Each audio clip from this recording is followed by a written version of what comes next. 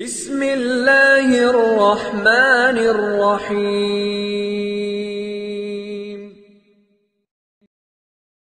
اعوذ باللہ من الشیطان الرجیم، بسم اللہ الرحمن الرحیم۔ لقد جاءکم رسول من انفسکم عزیز علیہ ما عنتم حریص علیکم بالمؤمنین رؤوف رحیم۔ اللہم صلی علی محمد النبی الامی وعلی آلہ وسلم تسلیما۔ عظمت خاتم الانبیاء صلی اللہ علیہ وسلم کے اگلے درس کے ساتھ حاضر خدمت ہیں۔ بات چل رہی تھی حضرت حمزہ رضی اللہ عنہ کی شہادت ہوئی، اس پر نبی صلی اللہ علیہ وسلم کو جو تکلیف پہنچی اور ان کے قاتلین آگے چل کر ایمان بھی لے آئے تو پھر وہ مقام صحابیت کو بھی پہنچے۔ ظاہر بات ہے کہ وہ ایمان لائے تو صحابی بھی بنے۔ خیر، وہ پوری تفصیل کے ساتھ یا کسی قدر تفصیل کے ساتھ آپ حضرات پہلے سن چکے ہیں۔ تو آگے فوراً ہی ایک دوسرا باب کھل جاتا ہے۔ جب حضرت حمزہ رضی اللہ عنہ ایمان لائے، اس کے فوراً بعد ایک اور نیا باب کھلتا ہے۔ مکے میں جہاں اور بہت سے بہادر لوگ تھے، وہیں دو بہادروں کے نام حضرت حمزہ اور حضرت عمر رضی اللہ عنہما۔ اگر آپ حضرت علی یا دوسرے حضرات کی بات کریں گے تو حضرت علی رضی اللہ عنہ ابھی بچے ہی تھے، ابھی وہ اتنے بڑے نہیں ہوئے تھے، تو وہ تو آگے چل کر ان کی شجاعت مشہور ہوئی اور وہ مکے کے یا مدینے کے بہادر لوگوں میں ان کا شمار ہوا۔ تو لیکن وہ سب آگے چل کر ہوا، جہاں جیسے موقع آئے گا وہاں ہم ذکر کریں گے انشاءاللہ۔ یہاں موقع یہ آیا کہ حضرت حمزہ رضی اللہ عنہ ایمان لائے، اور بس فوراً بعد ہی کچھ ایسا ہوا کہ جب مکے والے پریشان ہو گئے کہ یار آج وہ ایمان لایا، پھر وہ لایا، پھر وہ لایا، ایک ایک کر کے ہر قبیلے کے اندر اسلام کی رمق دمق دکھائی دینے لگی ہے۔ تو انہوں نے ایک مشورہ کیا، اور اس مشورے کے اندر یہ بات طے کی کہ آخر کس طرح سے حضرت محمد صلی اللہ علیہ وسلم کو نعوذ باللہ شہید کیا جائے، والعیاذ باللہ تعالی۔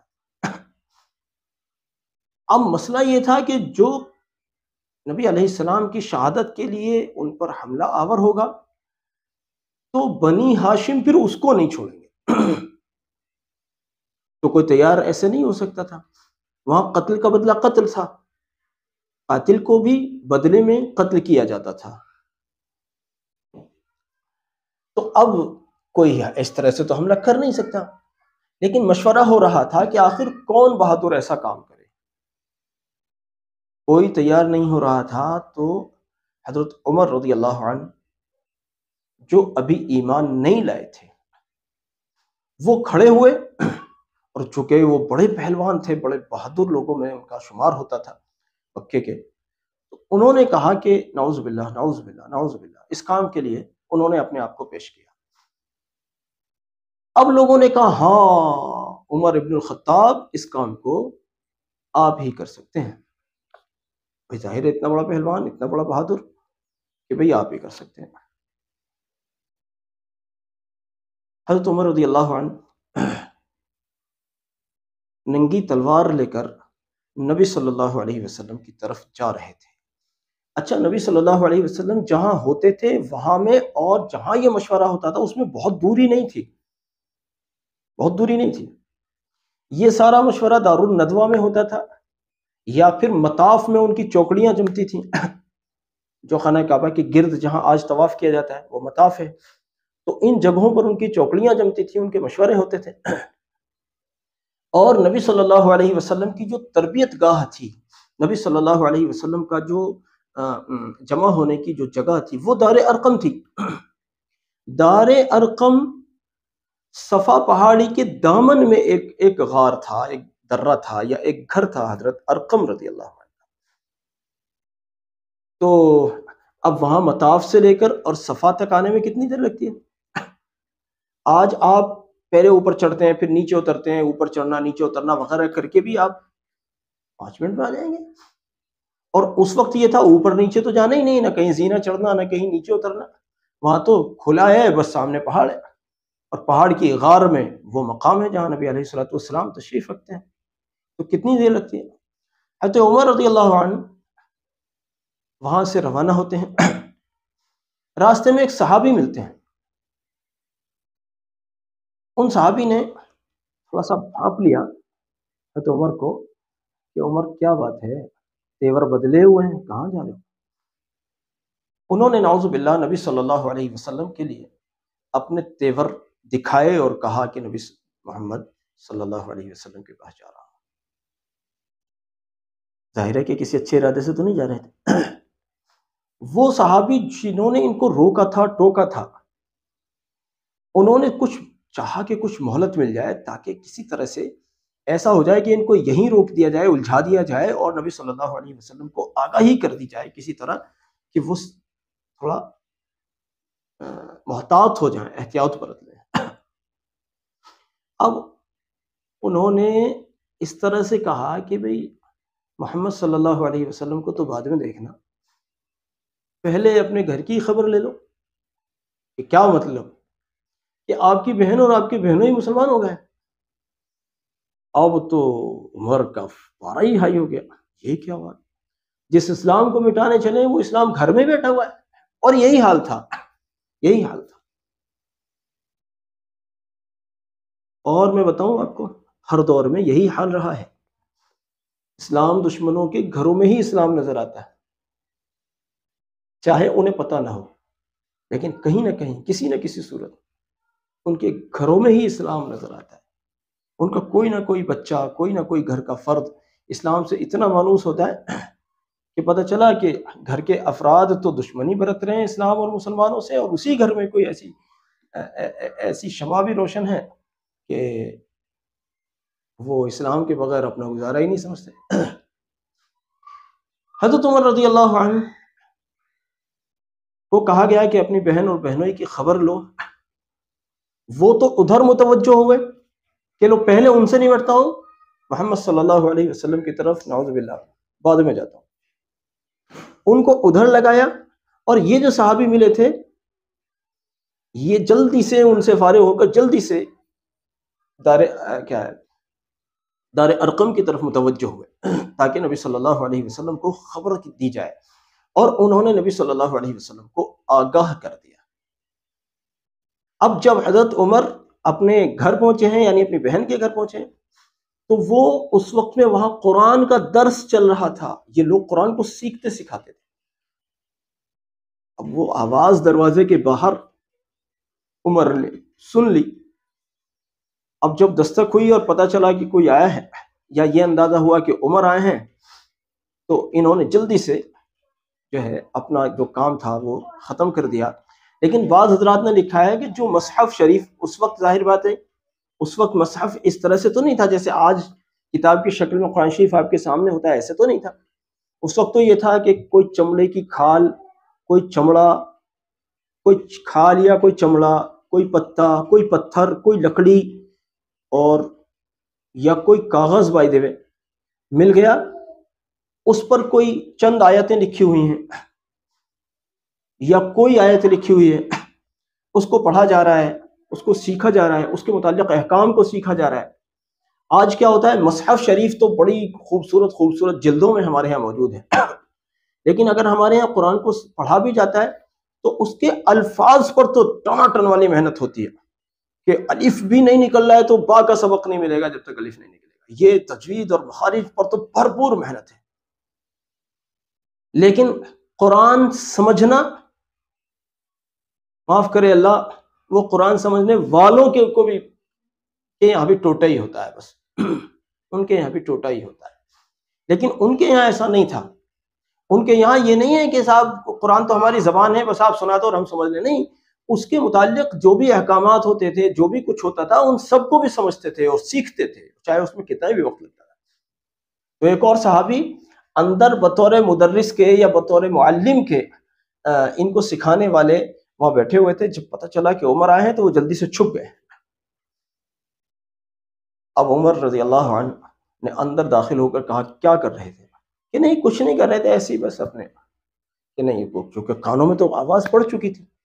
اب قرآن بھی عربی ہے، ان کی اپنی زبان بھی عربی تھی، لیکن قرآن کی تاثیر، قرآن کا لہجہ، قرآن کے الفاظ وہ بے مثال ہے. وہ عام عربی کی زبان نہیں ہے، وہ تو بہت فصیح ہے. ظاہر بات ہے کہ وہ اللہ کا کلام ہے، تو اللہ کے کلام سے بڑھ کر فصاحت کس کلام میں ہوگی؟ ہاں؟ صاحب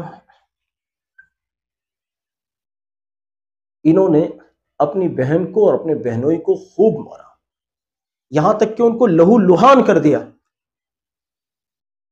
پھر بہرحال حضرت عمر رضی اللہ عنہ کی بہن نے ان سے تھوڑا آمنا سامنا کیا اور ان سے کہا کہ تم سے جو کرنا ہے وہ کر لو، ہم اسلام سے پھرنے والے نہیں ہیں. اب وہ بیچاری خون میں لت پت ہیں اور وہ ایسے جملے کہہ رہی ہیں، اب ہے تو سگی بہن. حضرت عمر کو تھوڑا ان کا غصہ نرم ہوا، کہنے لگے یہ تو بتاؤ تم پڑھ کیا رہے تھے، ذرا مجھے بھی تو دکھاؤ. اب وہ مصحف تو سامنے ہی رکھا تھا، جس کو جلد بازی میں تھوڑا بہت چھپایا گیا ہوگا مگر چھپ نہیں پایا ہوگا. اب بہرحال وہ مصحف، قرآن کی وہ آیات جس بھی شکل میں تھیں، لکڑی پر تھیں، پتھر پر تھیں، جس بھی چیز پر تھیں، وہ بہرحال ان کو پیش کی گئیں. اب جب انہوں نے ان کو پڑھا ہے تو ان کی تو اندر کی دنیا ہی بدل گئی. عربی تو سمجھتے ہی تھے، کوئی مسئلہ ہی نہیں تھا. اب اندر کی جو دنیا بدل گئی، کہنے لگے محمد صلی اللہ علیہ وسلم کہاں ہیں، ان کے پاس مجھے بھی لے کر چلو. کیوں جانا چاہتے ہو؟ کہ میں بھی ان کے ہاتھ پر مشرف بہدایت ہوں. اندر جو صحابی معلم کے طور پر جو ان کو درس دے رہے تھے، ان کو سکھا رہے تھے، وہ چھپے ہوئے تھے اندر، وہ بھی نکل آئے. انہوں نے کہا عمر آپ کو مبارک ہو، کل ہی کی تو بات ہے کہ نبی صلی اللہ علیہ وسلم نے آپ کے اور ابو جہل کے متعلق دعا کی کہ یا اللہ ان دونوں میں سے جو بہتر ہو اسلام کے لیے اس کو ہدایت دے دیجیے. ایسا لگتا ہے کہ آپ کے حق میں دعا قبول ہو گئی ہے. بہرحال حضرت عمر رضی اللہ عنہ جب دار ارقم کی طرف بڑھے ہیں، اب دار ارقم کے دروازے پر تو پورا انتظام رہتا تھا کہ کوئی اچانک آ کر کوئی نقصان نہ پہنچائے نبی صلی اللہ علیہ وسلم کو یا جماعت صحابہ کو رضی اللہ عنہ. اب کسی نے دور سے دیکھا کہ حضرت عمر آ رہے ہیں اور ننگی تلوار لے کر آ رہے ہیں. انہوں نے اندر گھبرائے ہوئے لہجے میں کہا کہ حضرت عمر آ رہے ہیں، ہاتھ میں تلوار ہے. تو حضرت حمزہ رضی اللہ عنہ نے اس وقت کہا تھا آنے دو، اگر کسی خیر کے ارادے سے آ رہے ہیں تو بہت اچھا، اگر کسی شر کے ارادے سے آ رہے ہوں گے تو انہی کی تلوار سے ان کا کام تمام کر دوں گا. یہ حضرت حمزہ رضی اللہ عنہ نے کہا. کل ملا کر حضرت عمر رضی اللہ عنہ جب آئے تو آج چونکہ سب سے بڑے بہادر حضرت محمد صلی اللہ علیہ وسلم تھے. حضرت محمد صلی اللہ علیہ وسلم نے ان سے آگے بڑھ کر ان سے پوچھا عمر کس ارادے سے آئے ہو، اس طرح کا ہی مفہوم ہے. تو بہرحال حضرت عمر رضی اللہ عنہ نے اپنے اسلام کا اظہار کیا اور نبی صلی اللہ علیہ وسلم کے ہاتھ پر مشرف با اسلام ہوئے. اور اللہ کے فضل سے ایک یہ سمجھیے کہ جب حضرت عمر رضی اللہ عنہ اسلام لائے تو صحابہ نے فرط مسرت اور فرط جذبات میں بڑی بلند آواز سے اللہ اکبر کا نعرہ لگایا. اب میں بتا چکا ہوں کہ خانہ کعبہ کے گرد تو سب لوگ جمع رہتے ہی تھے، ان کی چوکڑیاں جمی رہتی تھیں، اور دار ارقم میں یہ حضرات ہوتے تھے اور زیادہ دوری تھی ہی نہیں. تو وہ آواز دور تک سنی گئی اور چاروں طرف یہ رہا کہ کیا آواز تھی بھائی، کیا تھا، کیا ہوا ہے، آخر ایسا کیا ہوا ہے جو یہ آواز کہاں سے آئی. خیر بہرحال اب تک مسلمان چھپ چھپ کر نماز پڑھتے تھے، لیکن حضرت عمر رضی اللہ عنہ کے اسلام لانے سے اسلام کو جو قوت ملی، اس قوت کا فیضان آج بھی ہے، آج بھی ہے، آج بھی ہے. ان کے دور کی جو فتوحات تھیں وہ آج بھی اسی طرح سے قائم ہیں تقریباً. وہاں آج بھی اسلام ہے جو ان کے دور میں فتح ہوئے تھے مقامات. بہرحال اس دن سے مسلمانوں نے کھلے عام نماز پڑھنے کا آغاز کیا. اس کی تفصیل انشاءاللہ آگے بیان کریں گے. حضرت عمر فاروق رضی اللہ عنہ جن حالات میں ایمان لائے وہ ہم نے آپ سے ذکر کیا ہے، مزید اس سلسلے میں اور آپ کو بتائیں گے انشاءاللہ. جب تک آپ ہمارے ساتھ جڑے رہیں اور ہمارے پیغام کو امت تک پہنچائیں، آگے کے درس کا انتظار کریں۔ جزاکم اللہ، السلام علیکم ورحمۃ اللہ وبرکاتہ۔